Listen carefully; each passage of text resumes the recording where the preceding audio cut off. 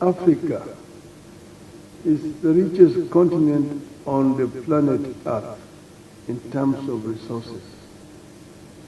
It is a paradox that the richest in terms of resources is also the poorest in terms of living conditions of the people. So you can actually make a paradigm shift and change this.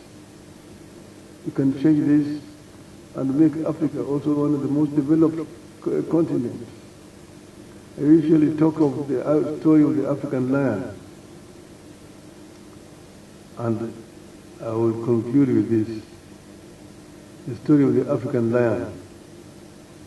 The African lion is talking to the Asian tiger, telling the Asian tiger that you, Asian tiger, you have danced for too long on the stage alone. The European bear retreated long ago to the polars. The American panther is also on the retreat. But I, as the African lion, have been asleep in the Congo forest. But now I'm awake, bounded by the mountains of Kilimanjaro to the east and the Atlas to the west. The rivers, the Gambia, the Limpopo, the Niger, the Zambezi, the Nile, and the Congo. I'm surrounded by the African bauxite, African iron ore, African copper ore, African gold, African diamonds, and African forests. And we will transform all this wealth, all these raw materials into wealth, and change and transform the lives of my people, and claim the 21st century as an African century. End the story. Thank you. Then we're dealing with open skies, the air transport across the continent. As you will know, at the moment, air transport is a very expensive thing on the continent of Africa, because you don't have air traffic control that is centralized. To travel across the continent, you have got to get permits from country to country to travel, which is not the case like in Europe. Europe, they've got one air traffic control, so that once you got it, you can fly over all those countries to your destination. I'll give you an example. Recently, I was going to the funeral of the president of Namibia. And from Nairobi, you get the permit to fly over Tanzanian airspace, DRC, Zambia, Botswana, and Namibia. I spent 3 hours waiting to get clearance to be able to fly. The other time I was in Dar es Salaam, wanting to go to Niamey in Niger. I spent 10 hours in my hotel waiting because I have to get an overflight permission over Uganda, DRC, Central African Republic, Cameroon, Nigeria, and Niger itself. This is what the issues that we were dealing with. To be able to get one continental air traffic control so that you can be able to travel much more cheaply and freely on the continent of Africa.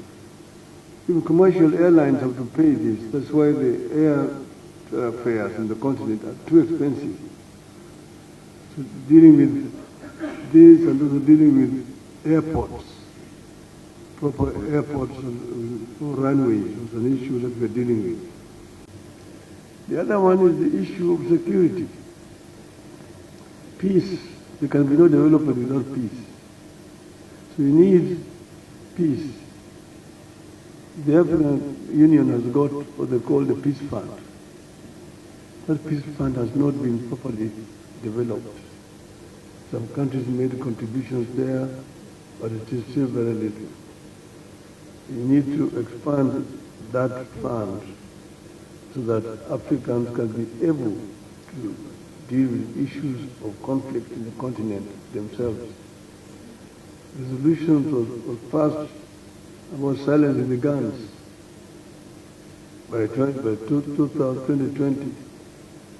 It is just on paper. We still have a lot of guns around. To see how you can use the peace fund to be able to help to bring peace across the continent. That's also one of the things that I intend to promote. Why do I want to become the chair of the African Union? One, because I'm an African. And secondly, I also think that based on my experience over the years, I have the ability to go to this institution and transform it. African Union, as a history, at the founding of African Union in Addis Ababa in 1964, at that time the clarion call was first Africa must be free. So it was formed more or less as a liberation movement to liberate Africa. The second conference, which was in Cairo, the issue of African unity and formation of continental government was very central. If you read what Kwame Nkrumah said of the NASA, Haile Selassie, Mwalimu Nyerere, and Kadhalika, and so on. But then at that time there were two schools of thought. Those who are saying continental government now, but those who are saying no, you need to go gradually. First begin by building regional blocks, and regional blocks become the building units to the continental government. That is where there was two different schools of thought.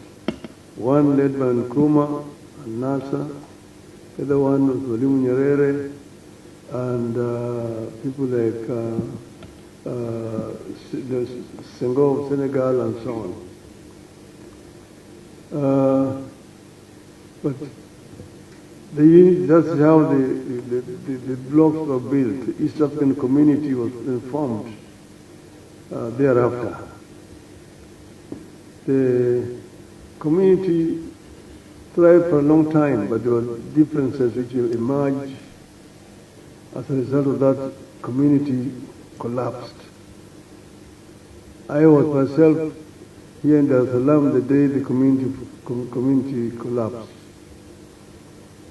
We had come down here for a conference in Dar es Salaam on East African Airways. Then the following day, the East African Airways could not take off. We had to fly back on Egypt Air to Nairobi. After that, because of differences, the border between Kenya and Tanzania was closed many years.